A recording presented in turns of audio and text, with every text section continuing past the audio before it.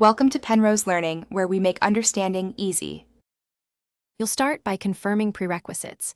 Make sure your iPhone is updated and you know the device passcode or Face ID. Open Settings, tap Display and Brightness, then Auto Lock. This is where the option lives. If Auto Lock is grayed out, check Low Power Mode in Control Center or Settings Battery.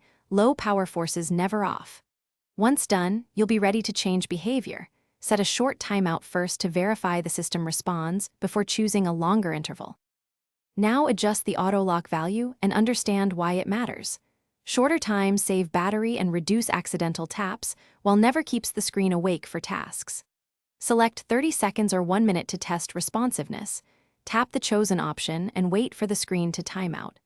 If the setting won't stick, turn low power mode off, close background apps, and restart the iPhone to clear temporary state. Make sure Do Not Disturb or Guided Access aren't overriding the lock behavior.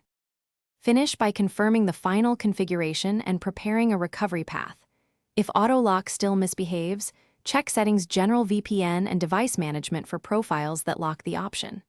As a safe next step, back up your device, update iOS, then try Settings General Reset All Settings. This preserves data but clears conflicts. If nothing works, a full restore from backup often fixes deep software issues. Key tip: use Reset All. Thanks for watching. If this was helpful, leave a like and consider subscribing. See you next time.